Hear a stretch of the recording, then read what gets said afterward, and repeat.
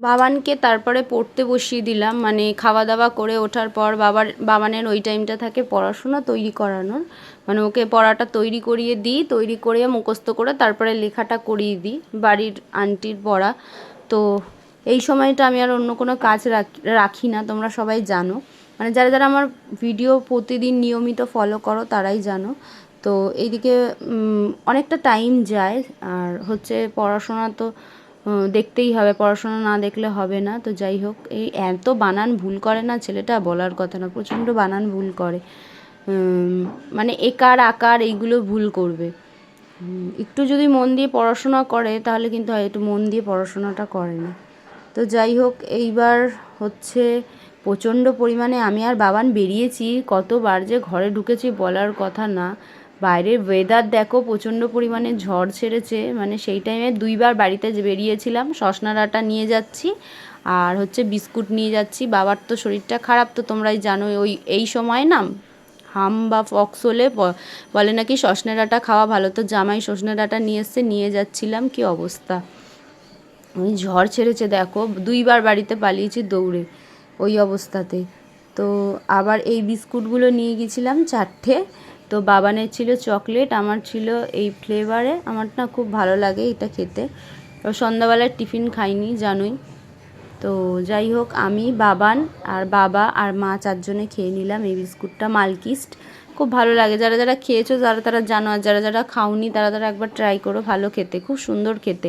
আমার যখন অপারেশন হয়েছিল আমার ভাই আমাকে 1 বাক্স কিনে দিয়েছিল।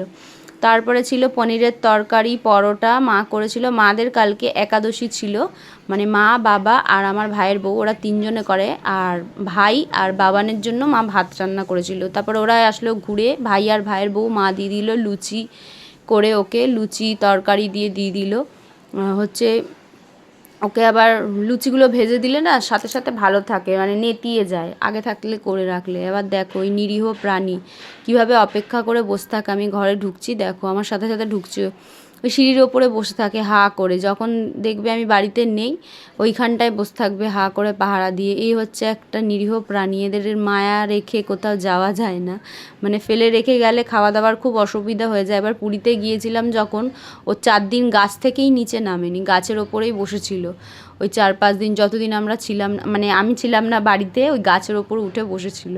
কি অবস্থা দেখো। আবার টিপ পরিয়েছি চুটকিকে, দেখো চুটকিকে কি ভালো লাগছে, মানে শাশুড়ি মা পরিয়েছে। এখন ছিল আমার ওয়ার্কআউট করার টাইম, ঘরেই একটু দৌড়াদৌড়ি করে নিই, নাহলে হয় না, একটু তো করতেই হয়। যারা গৃহিণী আছে তারা অবশ্যই করে নেবে। তো সকাল সকাল বাবানকে হরলিক্স দিয়ে আর একটা হ্যাপি বিস্কুট দিয়ে দিলাম খেতে, আমিও তাই নিয়েছিলাম, আমিও দুধ হরলিক্স আর বিস্কুটটা নিয়েছিলাম, আমার এটা একটা প্রিয় খাদ্য বলতে পারো। তো বাবান এদিকে চলে যাচ্ছে স্কুলে, বাবানকে একটু এগিয়ে দিয়ে দেখো জুতোর র্যাকটার কী অবস্থা, আবার জুতোর র্যাকটা গোছাতে হবে। ও যেহেতু সামনাসামনিই থাকে এখন চলে যেতে পারে, তো পরের বছর দিয়ে আসা নিয়ে আসা আবার স্টার্ট করতে হবে। তো এইদিকে আজকে সকাল সকাল সব, মানে সকাল না 1টার সময় রান্না নিয়ে বসেছি, দেখো কটা বাজেই, দেখো 1টার সময় রান্না নিয়ে বসেছি। তো ঘরের এমনি সব কাজবাজ কমপ্লিট করা হয়ে গেছে, আর একটু ইন্ডাকশানে করে ফুটিয়ে নিচ্ছি, কারণ গ্যাসের সমস্যা হচ্ছে, তো একটু এখন থেকে একটু ইন্ডাকশানে মানে রান্না করতে হবে। আর একটু অন্যরকম, এই যে দেখো বেরেস্তা করে নিয়েছি, বেরেস্তার গরম মশলাটা মানে মিক্সিতে পেস্ট করে পরে দেখবো কেমন হয় খেতে। এটা নতুনত্ব ট্রাই করছি, দেখা যাক। ডিমের মানে এখনও খাইনি, কালকে বলবো খেয়ে কেমন হয়েছে। তো তার আগেই ভিডিওটা দিয়ে দিতে হয় এডিট করে। তো এদিকে প্রভুদের দিয়ে দিলাম, আজকে সোমবারে ফুল বাবা নিয়ে আসে জানো, আমার বাবা দেয় এনে, তো বাবাকে মালা ঠালা, আকন্দ ফুলের মালা ঠালা পরিয়ে পুজো দিয়ে দিলাম। এইবার যাব জামা কাপড় মেলতে, 4টে বাজে, বাবান চলে এসছে।